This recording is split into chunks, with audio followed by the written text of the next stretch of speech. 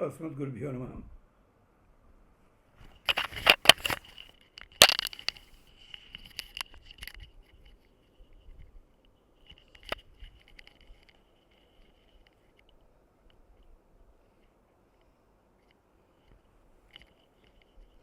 अस्मद्गुरुभ्यो नमः। मौद्गल्यान्वय संजातम् अप्पलार्य गुरुसुतं श्रीरंगार्य गुरुं वंदे सर्वशास्त्र విశారదం. భగవద్బంధులరా, ముద్గల మహర్షి అని చెప్పి ఒక మహర్షి ఉండేవాడు. ఆ మహర్షికి అసలు పేరు ఏదో ఉందిట, కందరు కాడ ముద్గలుడు అని చెప్పారట. భగవంతుడి నామము వింటే చాలుట ఆనందం ప్రవహించేదిట. ఆయన కళ్ళల్లోంచి పెదవుల్లోంచి వచ్చే మాటలతోటి ముదం గళతి, అంతటి ఆనందం. ఇక మరి నారదుడు కూడా అలాంటి ఆనందం ఉందో లేదో తెలియదు పాపం. అలాగా అందుకని వాళ్ళంతా కలిసి ఓ పేరు పెట్టేశారు, ముద్గల అన్నారు. అలాంటి వంశంలో మౌద్గల్య గోత్రులు మా ఆచార్యుల వారు వారి ప్రవచనం చెప్తున్నా, వారి పాఠం వింటున్నా ఆ గొంతు లోపల ఆ మార్గం ఉండేది, మాకు ఒళ్ళు పులకించిపోయేది.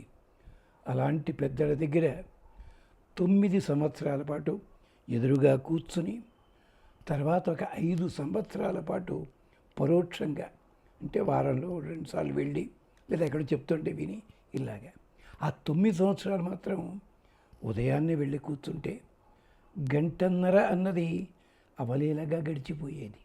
అంత అయ్యో అనిపించేది. అలాంటిది తర్వాత వారు ఒకసారి ఒక మాట అన్నారు. అప్పట్లో జగ్గేపేటలో పాఠశాల ఉండేది, జిఆర్ స్వామివారు ఏర్పరిచింది తత్వ కళాశాల. స్వామి, ఇంకా చదువుకునేది ఉంది, వస్తా స్వామి అక్కడికి సెలవు పెట్టుకుని. పని లేదా నీకు? ముగ్గురు ఆడపిల్లలు, సంసారం, లాసప్పే పెట్టుకుంటావా? బుద్ధి లేకపోతే సరే వద్దు, కొత్త ఏం చెప్తావు, ఇంకేం చదువుతావు నువ్వు, అక్కర్లేదు అన్నారు. లేదు మనకమ్దా రామచంద్ర వీళ్ళు కమరా ఆయన దగ్గర వీళ్ళు అన్నారు. అని అప్పుడు ఒక మాట అన్నారు, అది ఇప్పటికీ పాటించాను నేను. జగ్గైపేటలో అడుగు పెట్టాలంటే పాఠం వినడానికి కాదు, పాఠం చెప్పడానికి రావాలి. తరువాత దాదాపుగా ఎన్నో స్థలాల్లో ఉపన్యాసం చెప్పాను, కానీ ఆ క్షేత్రంలో మాత్రము ఎప్పుడూ ఉపన్యాసం చెప్పడానికి నాకు అవకాశము రాలేదు. మాట గురువుగారి మాట నిలబడింది అనుకుంటాం. అది ముదం గళతి అంటే అర్థము. జైమిని కూడా అలాగే స్తోత్రం చేస్తున్నాడు. క్షమించాలి, చెప్పాను పర్సనల్ ఎలిమెంట్ వద్దనుకున్న గురువుల స్తోత్రాలు గుర్తొచ్చేస్తుంది. అది చేతయాజన శాంతస్వం నేదం వేద అఖిలం జగత్ అస్య తృప్త్యా అఖిలం శంభో గౌరవన తృషితం పిబ. స్వామి, ఎలాగ నిన్ను సేవించాలయ్యా? ఎంచేతంటే చేతయాజన శాంతస్వం, మేమంతా కూడా యాజన, మేము యాగం చేయాల్సి ఉంటుంది, నేను స్తోత్రం చేయాలి. శాంతత్వం నా ఇదం వేద అఖిలం జగత్, ఈ ప్రపంచంలో నీ గురించి తెలిసిన వాళ్ళు, తెలుసును అన్నవాడు ఎవడైనా ఉన్నాడు? లేడు. ఉపనిషత్తే చెప్పింది. ఇది కఠోపనిషత్తు లేదా కేనోపనిషత్తు అంటుంది. కొంతమంది అంటారు, నేను భగవంతుని చూచాను, కళ్ళారా చూచాను. దభ్రమేవ, నీ కంటికి కనిపించింది అంటే మానవుడికి పరిమితి ఏర్పడుతోంది, పరమాత్మకి. ఆయన నిరాకారుడని చెప్తున్నాం. మరి నిరాకారుడు అంటూనే నాకు ఆకారం కన్నా ఎలా చెప్తారో నువ్వు?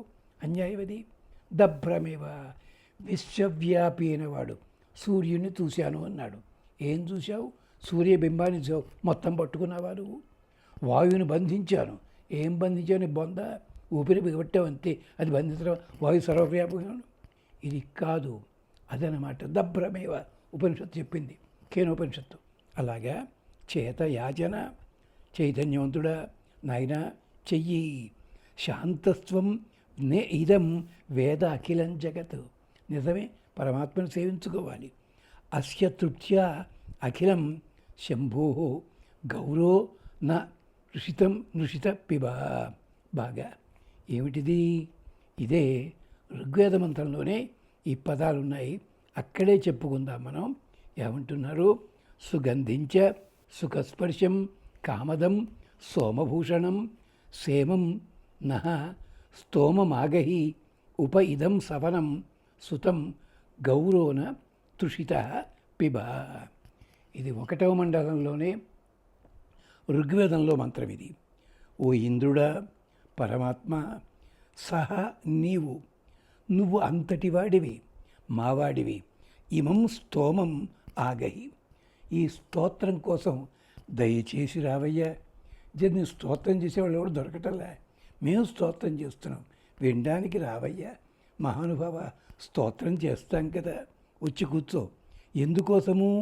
ఉప దేవయజన సమీపంలో దగ్గరగా సుతం అభిషుతమైనటువంటి సోమరసాన్ని పిండి అట్టే పెట్టాం. ఇదం సవనం, ఇప్పుడు ప్రాతకర్మ చేస్తున్నాం, సవనకర్మ. ఉదయం పూట నీకోసం అన్నీ సిద్ధం చేశామయ్యా, సవనకర్మ జరుగుతోంది. అందుకని అలాగే నువ్వు ఎలా రావాలి? తృషిత పిబ గౌరో న, గౌర మృగము వలె.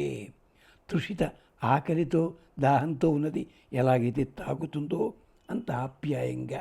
అంటే గౌరమృగం అన్నది మనకి ఇప్పుడు చెప్పడం కష్టం అవుతుంది, ఆరణ్యకం అది తీసుకోవాలి నువ్వు. ఆ మృగము ఎలా స్వీకరిస్తుందో, అంటే దాహం కలిగినటువంటి ఆవు ఎలా స్వీకరిస్తుందో అలాగే. ఎంత దాహం ఉన్నా, ఎంతలా ఉన్నా, గంగా ప్రవాహంలా ఉన్నా, మూర్ఖుడైన వాడు, లోభి అయినవాడు ఎలా ఆస్వాదిస్తాడో తెలుసునా? చెప్పింది మనకి భాస్కర శతకం. కుక్క ఉంటుందట, గంగా ప్రవాహం ఉంటుంది, నీళ్ళకేమన్నా తక్కువ, అది నాలికతో అంటుంది. మనం కూడా భక్తులం అలాంటి వాళ్ళం అవుదామా? అంటే కాసేపు కొంచెం చాలా లేదు, ఆస్వాదించాలి హాయిగా. హంస చూడండి, పానీయం స్వీకరిస్తుంది, దోషమంతా కూడా తన ముక్కు గుండా పక్కకి వదిలిపెట్టేస్తుంది. అదే పాలు నీరు వేరు చేయడం అంటే. అలాగ మనం గమనించగలిగి ఉండాలి. అది అంచేత గౌరో తుషిత, గౌరమృగం వల్లే నీవు తాగాలయ్యా. చేతయాజన శాంతత్వం అంటే స్తోమం ఆగహి, స్తోమం తయారు చేసామయ్యా. నువ్వు తృప్తిగా, అంటే నిన్ను మోసం చేయడానికి కాదు, నీకోసం సోమలత పట్టుకొచ్చి నీకు ఇస్తున్నాం, దయచేసి రావయ్యా అంటూ ప్రార్థన చేస్తున్నారు అక్కడ. అలాగే ఇంకో శ్లోకం చూడండి, ఆ శ్లోకం కూడా ఇలాగే చెప్తున్నారు. సుగంధించ సుఖస్పర్శం కామదం శోభభూషణం గాఢమాలింగమచ్చిత్తం యోష జారమివ ప్రియం. జైమిని కూడా కొన్ని జోకులు ఇచ్చాడు పాపం మహానుభావుడు. ఎలాగో తెలుసునా బాబు, నన్ను గాఢం ఆలింగ మచ్చిత్తం, నా హృదయాన్ని గాఢముగా ఆలింగన చేసుకో. ఎలాగో తెలుసా? యోష జారమివ ప్రియం, ఎలాగైతే వయసులో వచ్చిన స్త్రీ ప్రియురాలు తన ప్రియుణ్ణి ఆస్వాదించేలా కాగవించుకుంటుందో అలాగా సీతమ్మ రాముణ్ణి స్త్రీయం పురుష విగ్రహం అంది పాపం అయోధ్యకాండలో సభలోపల. అంటే అందరు రాణులు వీళ్ళంతా ఉండగా, అంటే పెద్ద మొగాడి అనుకుని మా నాన్న ఇచ్చి విడిచేశాడు నీకు, అడవికి తీసుకెళ్ళాలి, రక్షించలేవా? స్త్రీయం పురుష విగ్రహం అందిట. రాముడు నవ్వుకున్నాడు. ఆమెకి సమాధానం చెప్పాలి కదా, అందుకనే ఛాన్స్ అరణ్యకాండలో వచ్చింది. కరదూషణాదులంతా వస్తే లక్ష్మణస్వామి నేను యుద్ధం చేస్తానన్నాడు. రాముడు అన్నాడు, నా పాదాల మీద ఒట్టు పెట్టి చెప్తున్నా, సీతతో సహా నీవు గుహలోపల చేరు, దూరంగా ఉండు. ఎలాంటి గుహ దగ్గర? అక్కడికి వెడితే ఇక్కడ జరుగుతున్న యుద్ధం సీతమ్మ చూడాలి, అలా వెళ్ళు, ఈ బాణాలు అక్కడ పడకూడదన్నాడు. పాపం లక్ష్మణస్వామి రుස්සలాడుతూ వెళ్ళాడు ఎక్కడికి. కరదూషణ తెలుసును. అది చూచి తం శత్రుహంతారం ఋషీణాం సుఖావహం భర్తారం గాఢం పరిషత్వజే. పక్కని లక్ష్మణస్వామి ఉన్నాడు, మొహమాటం లేకుండా ఆ గుహ నుంచి ఒక గెంతులో వచ్చి అలాంటి స్వామిని భర్తారం, ఎంతవరకు పక్కనే కూర్చుంటే మగవాడు ఉన్నట్టు అనిపించపట వీరుడని సీతమ్మకి తెలియట. భర్తారం గాఢం స్వజే కాదు, సస్వజే కాదు, పరిషస్వజే, మాటికి కౌగిలించుకొని మొత్తం ఆ స్వామి శరీరానంతా చేస్తోంది. ఇలాగా ఋషీణాం సుఖావహం, ఈ శరీరం ఋషులందరికీ కూడా ఆనందాన్ని కలిగి, ఈయన్ని పట్టుకుని నేను స్త్రీయం పురుష విగ్రహం అన్నానే పొరపాటు. ఇక్కడో చమత్కారం ఏంటి చూసినా, రాముడికి బాణప్రయోగం చేస్తుండగా రాక్షసుల బాణాల వల్ల గాయాలయ్యాయి కదా, గాయాలకి యాంటీసెప్టిక్ ఏమిటయ్యా? అగ్ని, అమ్మవారి అగ్ని స్వరూపం. ఇంచేత గాఢం పరిషస్వతి. అలాగా పరమాత్మ నన్ను కూడా యోష జారమివ ప్రియం గాఢం ఆలింగ మచ్చిత్తం, నా మనస్సుని ఆలింగనం చేసుకో. ఎలాంటి వాడివి నువ్వు? ఎలాంటి స్పర్శనిది? సుగంధించ సుఖస్పర్శం కామదం సోమభూషణం, అలాంటి స్పర్శనిది. చూడండి, చిన్నపిల్లలు బళ్ళోకి ఎడుతుంటే అక్క తమ్ముడి చేయి పట్టుకుంటుంది, లేదా అన్న చెల్లెలు చేయి పట్టుకుంటారు. ఎల్లప్పుడు ఎప్పుడైనా చూడండి సార్, చూసే అవకాశం ఉందా? మీకు ఎక్కడ టైం ఉంది? వాళ్ళు బస్సులో పెట్టేస్తుంటారు పాపం. మేము చిన్నప్పుడు చూసేవాళ్ళం. ఆ పట్టుకున్న విధానాన్ని బట్టి ప్రేమ చెప్పగలిగేవారు. అలాంటి ప్రేమ చూపించవయ్యా నువ్వు, మాకు ఆనందం కలిగించాలి. సుగంధించ సుఖస్పర్శం కామదం సోమభూషణం గాఢం ఆలింగ్య, ఇది అంటూ ఋగ్వేదంలో ఉన్న మంత్రం. దానికే ఇక్కడ వ్యాఖ్యానం మనకు కనిపిస్తుంది. ఏమిటది? అభిగావో అనూషత యోష జారమివ ప్రియం అగన్నాజిం యథాహితం. ఓ సోమమా, నీవు గావ అభి అనూషత, శబ్దమునకి తగినట్టుగా నీవు ప్రవహించాలి. అంటే మేము రోజుతో చేస్తున్నాం కదా, దానికి తగ్గట్టుగా నువ్వు రావాలి. నీ కోసం ఈ మంత్రాలన్నీ గానం చేస్తున్నాం. పోలిక ఏమిటో తెలుసా? యోష ప్రియం జారమివ. స్త్రీ ప్రియుణ్ణి స్తోత్రం చేసేటప్పుడు అలాంటి పద్ధతితో తీసుకోవాలి. అంటే జార శబ్దాన్ని తీసుకొని వేరే అర్థం మాత్రం పెట్టుకోకండి. ఇక్కడ ఋగ్వేద మంత్రము, ఆ సోమము ఆజం హితం, చేరవలసిన మిత్రులా చేరాలి. యథా అగన్, ఇతరునితో కూడి చేరినట్లు అనహితం కోసము. అక్కడ ఎలా మిత్రుడితో వచ్చినట్టుగా, అంటే ఎదటివాడికి ప్రమాదం కలగాలి, తన వాడికి క్షేమం కలగాలి. లేదు, హితం ఆజిం, ధనప్రాపకుడైన వాడు హితం కలిగించే ఉంటాడే ఆజిం, సూర్యుని వలె అల్లా రావాలి. ఆజి అంటే రెండు అర్థాలు పెట్టారన్నమాట. అంచేత సోమము పాత్రలో అలా చేరుతోంది, అలా రావాలయ్యా నువ్వు అని ప్రార్థన చేస్తూ పరమశివుల వారిని అడిగారు, బాబు మా హృదయాన్ని నీవు ఆలింగనం చేసుకో. అంతేకాదు మహామయూఖాయ మహాభుజాయ మహాశరీరాయ మహాంబరాయ మహాకిరీటాయ మహేశ్వరాయ మహోమహీం సుశ్రుతిమీరయామి. శ్లోకం చాలా సులభమే. మహామయూఖాయ, మంచి కాంతి కిరణములు కలిగినవాడు. మహాభుజాయ, మంచి భుజములు కలిగినవాడు. మహాశరీరాయ, అది విశేషమే. మహాంబరాయ, చక్కటి వస్త్రం ధరించావు భక్తుడి ప్రేమ కోసం అని చెప్పి. అలాగే మహాకిరీటాయ, కిరీటమే ఉంది, కిరీటమేమక్కల్లా మన బిడ్డ కిరీటం కాదు, అది ఆయన శిఖలే కిరీటము.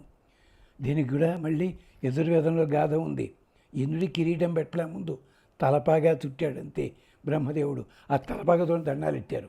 తలపాగా కంటే ముందు బ్రహ్మదేవుడు ప్రజాపతి తనలో ఉన్న కాంతిని ఇంద్రుడి మొహంలో పెట్టాడు. అది జరిగింది. ఆ కాంతుడు అదే పాపం అరణ్యకాండలో కూడా నగరస్థోవా వనస్థోవా రాజా నహత్వం అంటారు మహర్షులందరూ కూడా. నగరంలో కిరీటం పెట్టు కూర్చున్న రాజువే, ఇక్కడ జడలు కట్టుకు తిరిగి వచ్చిన మాకు రాజువే. అగో అలాగా మహాకిరీటాయ మహేశ్వరాయ మహోమహీం సుష్ఠుతిమీరయామి, అలాంటి గొప్ప స్తోత్రం చేస్తాను. ఇక్కడ మంత్రం ఋగ్వేద మంత్రమే. ప్రభభ్రవే వృషభాయ స్వితీచే మహోమహీం సుష్ఠుతిమీరయామి. నమ సమస్య కల్మలీకినం నభోభి గృణీమసి త్వేషం రుద్రస్య నామ. బభ్రవే, అన్నిటినీ కూడా భరించే విశ్వభర్తవి నువ్వు.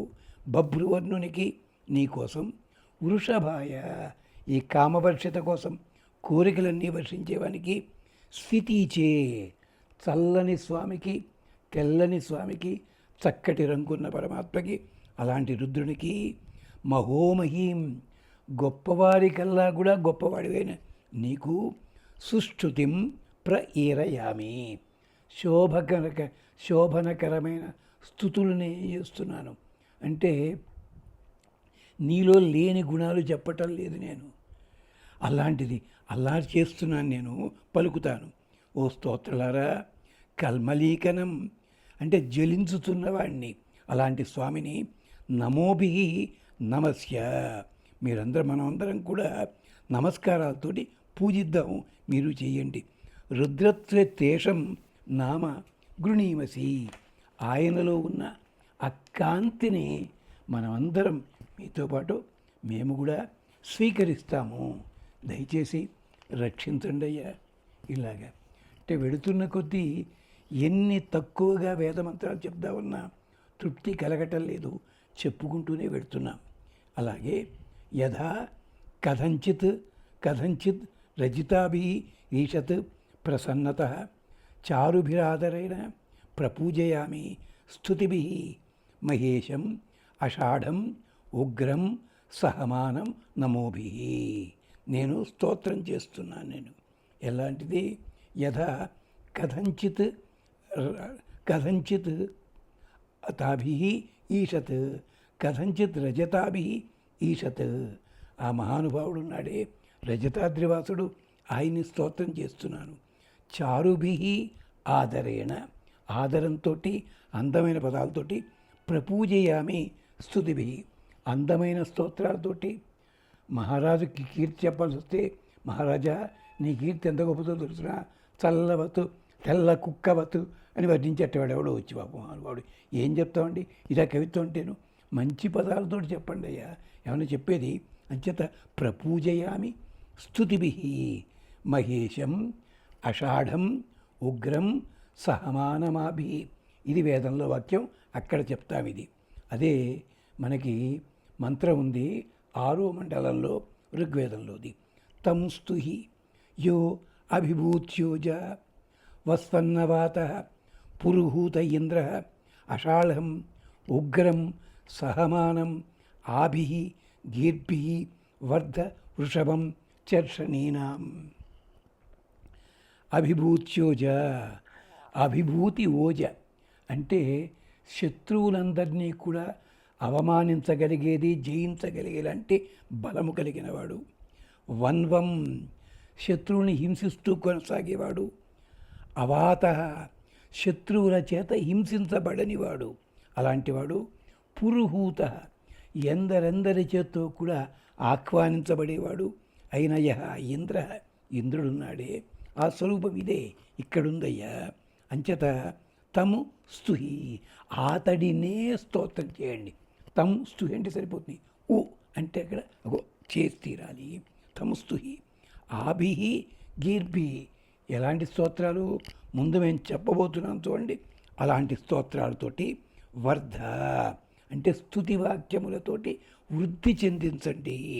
హనుమంతుడిని కూడా అందరూ బయలుదేరి స్తోత్రం చేశారు, అందుకని చెలరేగలిగాడు, అది అవసరం. అలాగా స్తుతించండి. అషాఢం అతడు ఎవ్వరి చేత కూడా అభిభూతుడు కాదు, ఓడించబడడు మహానుభావుడు. ఉగ్రం జ్యోతిస్వరుడు ఒక అర్థము. ఉత్కూర్ణుడు అందరికంటే ఎక్కువగా నిలబడేవాడు, ముందుకు నడిచేవాడు. సహమానం సహనం కలిగినవాడని కాదు, శత్రువులని పరాభవించగలిగినవాడు. చర్షణీనాం వృషభం మనకందరికీ కూడా కోరికలన్నీ నెరవేర్చేలాంటి పరమాత్మ. అంటే చర్షణీనాం మనమందరం మానవులం, మన కోసం ఆయన వృషభం వర్షితం అంటే కోరికలన్నీ కూడా వర్షిస్తాడు. ఆయన్ని స్తోత్రం చేద్దాము. అషాఢం ఉగ్రం సహమానమాభి మహేశం ప్రపూజయామి స్తుతిభి. ఇది చెప్తున్నారు జైమిని మహర్షి. మళ్ళీ ఇతర శ్లోకాల్లో ఉండే అర్థాలు మళ్ళీ మనం చెప్పుకుందాం. స్వస్తి.